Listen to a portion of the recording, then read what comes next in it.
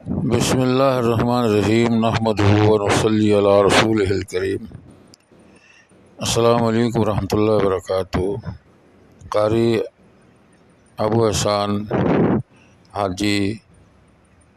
محمد شرافت حسین نقشبندی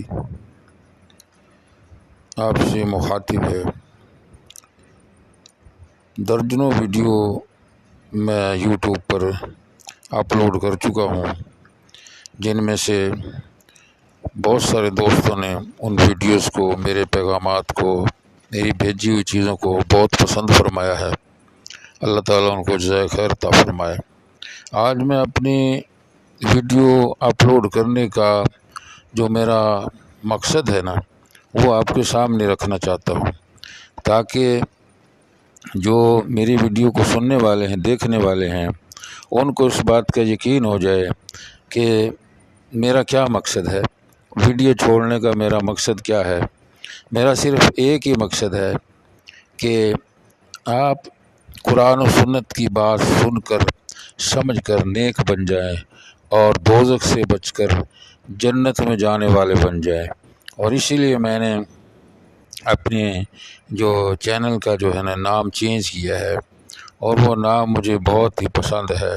میں نے کتاب بھی لکھی جس کا نام جنتی اعمال رکھا ہے، اور میں نے اپنی اس چینل کا نام بھی جنتی اعمال رکھا ہے، یعنی جن اعمال کے کرنے سے آدمی جنت میں آسانی کے ساتھ چلا جائے گا، جہاں ہمیشہ کا آرام اور سکون ہے، دائمی زندگی ہے، ہمیشہ ہمیشہ رہنے والی زندگی ہے۔ آدمی کو اس کی فکر کرنی چاہیے، اس کی کوشش کرنی چاہیے۔ ہم چند روزہ زندگی کو عیش میں بدلنے کے لیے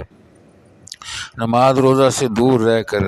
ہم ہر وقت اپنا وقت جو ہے فضول کاموں کو اگر دیں گے تو آخرت میں ناکامی کا نہایت ہی خطرہ ہے، قبر میں ناکامی کا خطرہ ہے، قیامت کے دن ناکامی کا خطرہ ہے، پل صراط پر جہنم میں گرنے کا خطرہ ہے۔ میرے مسلمان بھائیوں، میری تقریباً 62 سال عمر ہو گئی ہے، امام و خطیب ہوں، بانی مسجد بانی مدرسہ ہوں، اور زندگی گزر گئی ہے دین پڑھتے پڑھاتے، امامت کرتے ہوئے، خطاب کرتے ہوئے۔ تو اب میں نے اللہ کی توفیق سے اس بات پر غور کیا کہ اللہ تعالیٰ نے جو آپ کو ساری زندگی میں اتنا سارا علم عطا فرمایا ہے، اس میں سے کچھ حصہ جو ہے، جو آپ کے نزدیک بہت زیادہ فضیلت والا ہے اور بہت آسان عمل ہیں، جنہیں انسان کر کے جنت کا مستحق ہو سکتا ہے، جنت میں آسانی سے جا سکتا ہے، وہ اعمال جو ہے میں آپ حضرات کے سامنے جو ہے پیش کرتا ہوں اور ویڈیو اپلوڈ کرتا ہوں۔ رہی بات کہ میں موبائل کا اتنا ماہر نہیں ہوں، موبائل چلانے کا اتنا ماہر نہیں ہوں، بس موٹا موٹا جانتا ہوں۔ بہرحال میری ویڈیو جو بھی انشاءاللہ پوری دیکھے گا، سنے گا نا میری باتیں، انشاءاللہ جی پوری باتیں سننے کے بعد آپ دعا دینے پر مجبور ہو جائیں گے، یعنی آپ ضرور دعائیں دیں گے۔